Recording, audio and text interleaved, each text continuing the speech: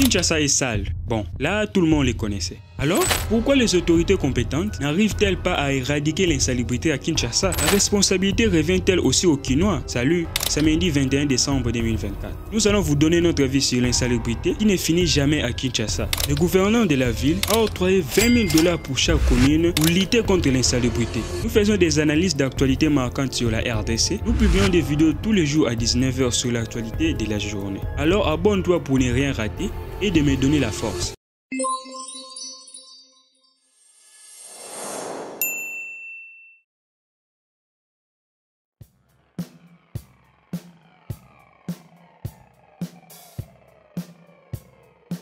Des inondations, des caniveaux bouchés, des déchets partout, des bruits par-ci par-là. C'est là les quotidiens qui subissent les Kinois. Alors, pourquoi la capitale reste-t-elle inchangée jusqu'à maintenant? En avril dernier, Daniel Bumba est élu gouverneur de la ville de Kinshasa avec 37 voix sur 48. Il remplace ainsi Jatini Ngobi. Dans ce projet, on trouve notamment la résolution des problèmes d'insalubrité, d'embouteillage, des routes et tant d'autres objectifs à atteindre. Les problèmes qu'a la capitale n'est pas seulement celui d'un gouverneur, mais celui de tous les Kinois en général. La capitale congolaise figure parmi les capitales les plus sales au monde et les autorités peinent à avancer les choses.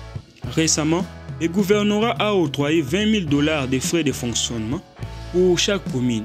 Est-ce suffisant?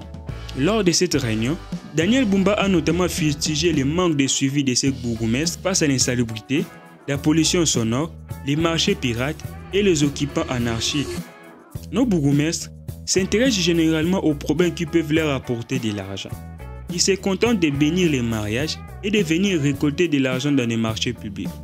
Mais travailler dans la vision du gouverneur n'est pas vraiment une priorité pour eux. Prenons l'exemple du bourgmestre de la commune de Kinshasa, qui exigeait, selon plusieurs informations, un permis de séjour pour sa commune. Tout cela montre qu'il y a encore de l'amateurisme dans la gestion des affaires communales. Heureusement, il a expliqué et donné sa version des faits. Le gouverneur Daniel Bumba avait lancé un programme Kin Ezobonga qui implique les balayages fréquents des rues, l'entretien des caniveaux et le nettoyage.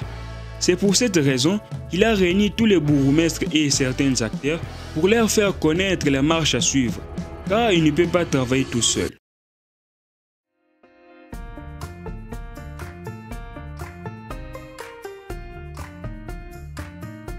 On ne peut pas rendre la ville propre d'un seul claquement de doigts. Impossible.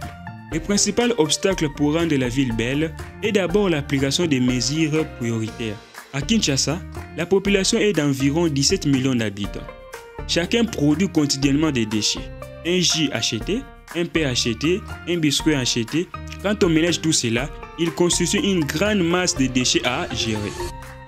Si les autorités ne sont pas compétentes, la ville restera toujours sale. Surtout avec cette surpopulation. Tout le monde est concentré au même endroit, ce qui aggrave encore la situation.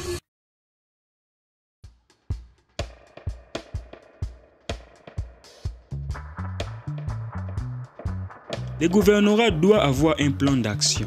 Je ne connais pas leur feuille de route, mais le gouvernorat doit viser 5 points essentiels pour atteindre ses objectifs.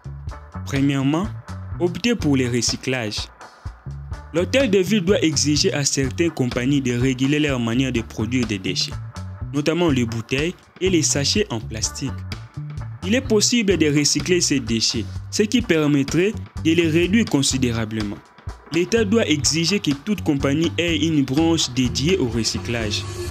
Deuxièmement, éduquer la population. La sensibilisation à l'insalubrité, en particulier via les médias et les écrans, c'est primordial.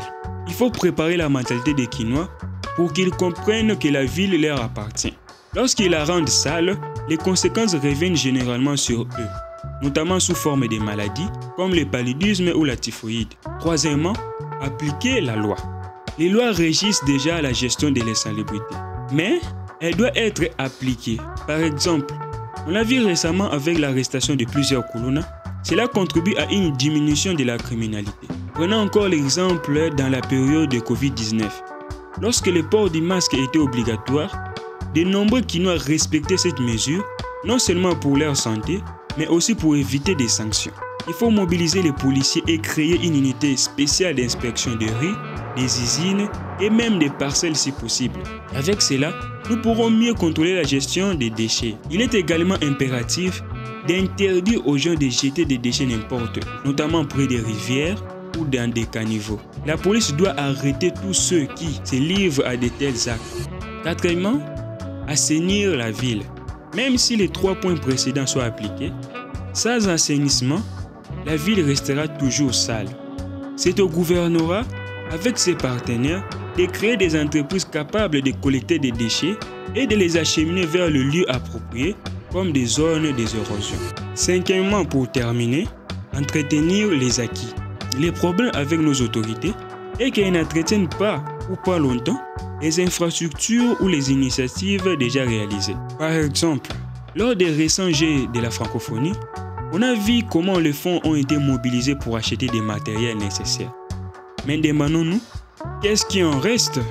Nos autorités doivent impérativement entretenir le peu qui existe déjà, afin de pouvoir construire encore davantage. En plus de ces mesures, les autorités quinoises doivent s'inspirer du projet Go ma ville propre, lancé en 2011, qui porte ses fruits aujourd'hui. Le gouverneur Daniel Bumba doit collaborer avec des partenaires publics ou privés, ainsi qu'avec des ONG, pour travailler main dans la main afin de résoudre ces problèmes. C'est pas normal que les gens soient désintéressés de la saleté qui sont autour d'eux. Quand vous jetez dans des rivières, dans des caniveaux, c'est beaucoup d'argent qui nous coûte. Nous devons balancer les chiffres ici. C'est même la santé.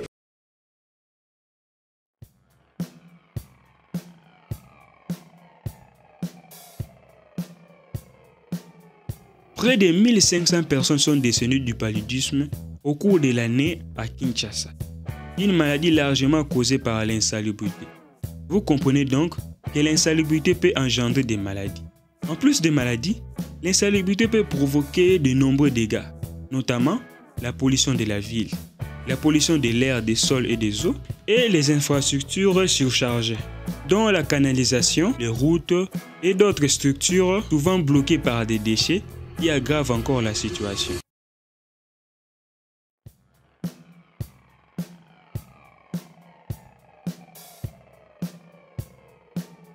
Nous sommes là pour accompagner et donner notre vie lorsque cela est nécessaire. La ville de Kinshasa est immense et son amélioration ne se fera pas dans une seconde. D'autant plus que nous étions habitués à des autorités qui ne prennent pas la peine de travailler sur les problématiques.